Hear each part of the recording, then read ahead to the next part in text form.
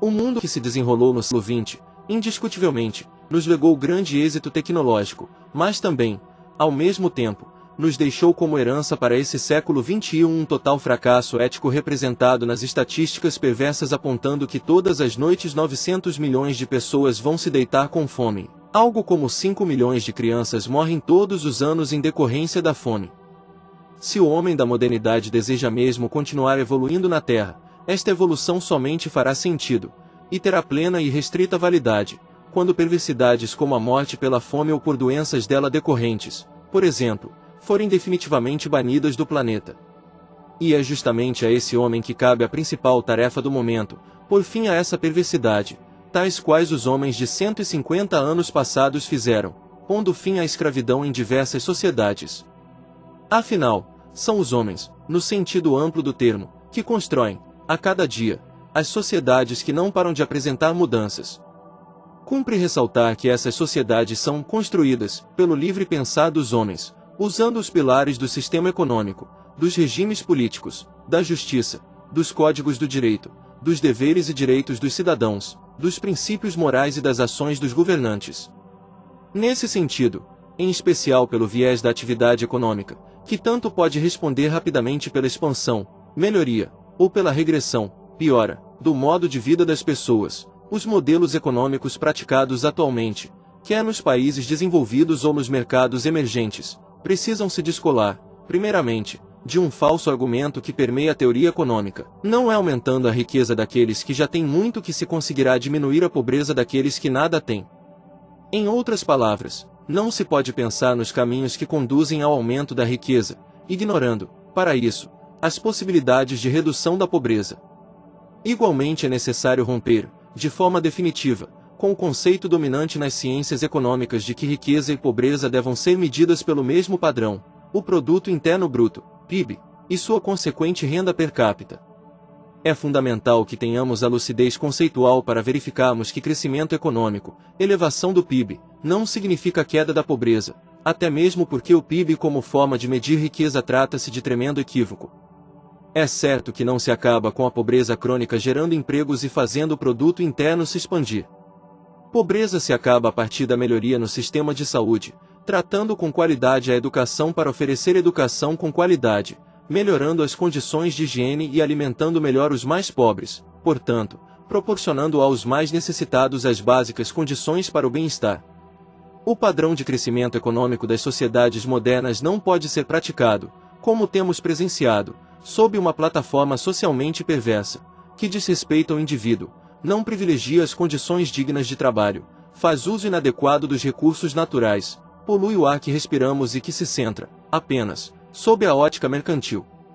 Nesse pormenor, as palavras do economista indiano Amartya Sen são exemplares. Não se deve olhar o progresso de uma economia verificando o aumento da riqueza dos que já são ricos, mas na diminuição da pobreza daqueles que são muito pobres. A saída pode estar na prática da economia solidária. Se realmente desejamos uma sociedade melhor, outro mundo precisa, urgentemente, ser edificado sob novos olhares. Especificamente sob o olhar de que a mudança é plausível e está ao nosso alcance. Reflexão coletiva é irmã-se à mesa da ação participativa. Assim, mostrando primeiramente as feridas, poderemos chegar, mediante ações, à sua cicatrização. É necessário conhecer, pensar, para compreender e, é compreendendo que empreenderemos as ações.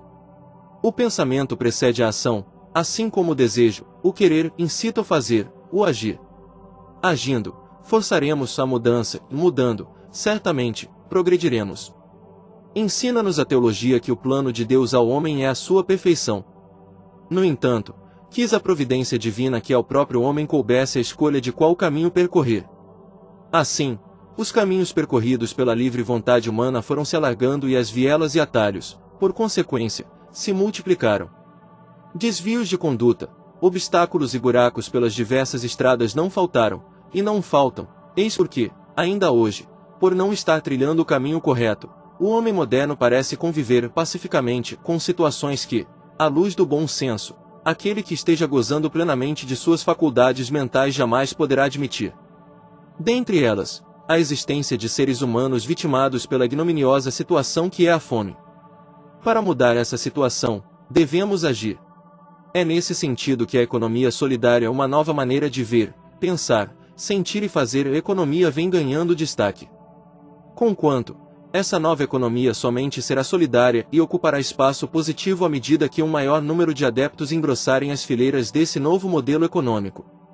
Desse modelo que respeita os padrões de produção, sem agredir os recursos naturais, respeitando a geração futura. De um modelo que respeita e prioriza o trabalho não remunerado da mulher, dona do lar, vendo nisso também uma atividade econômica produtiva, acima de tudo, desse modelo que afirma positivamente o trabalho das organizações não governamentais. O modelo de economia solidária que queremos ver ganhar dimensão respeita a geração presente, priorizando, valorizando e enaltecendo o ser humano, em lugar de focar na acumulação de capital, típica da selvageria capitalista. Por sinal, essa selvageria capitalista, ao longo dos últimos 200 anos, deu mostras de que não foram, e não são, as relações igualitárias que prevaleceram, e que prevalecem, mas sim a busca incansável pelo lucro, mesmo que a vida de milhões e milhões de pessoas sejam, e tenham sido, sacrificadas por um novo sistema econômico. Um novo sistema econômico, solidário e participativo, mais ético e menos mercantil, precisa, portanto, emergir para diminuir a abissal diferença entre o modo de viver dos mais ricos em relação aos mais pobres, até mesmo porque essa diferença já extrapolou todo e qualquer limite. Afinal, estamos num mundo em que 20% da humanidade não hesita em gastar $3 por dia num simples cappuccino, enquanto, do outro lado, quase 40% da população mundial tenta viver com menos de $2 por dia. Para manter uma vaca na Europa Central são gastos $4 por animal a cada dia. No entanto, por não receber nem $2, menos da metade do que uma vaca recebe, em forma de subsídio, por dia, 3 milhões de pessoas morrem por causa de malária todos os anos na África subsaariana. A cada semana, a pobreza e suas consequências matam no continente africano o mesmo número de pessoas que foram dizimadas pelo tsunami que atingiu o Sudeste Asiático. No entanto, a maior economia do mundo, Estados Unidos, gastou, apenas em 2021, $547 bilhões em material bélico para manter suas tropas ocupando mais de 700 bases militares em mais de 110 países. Segundo o Instituto Internacional de Estudos para a Paz de Estocolmo, foi gasto pelos países mais ricos, somente em 2021, a importância de $1,339 trilhão em armamentos, incluindo todos os tipos de armas. Isso representou 2,5% do PIB mundial.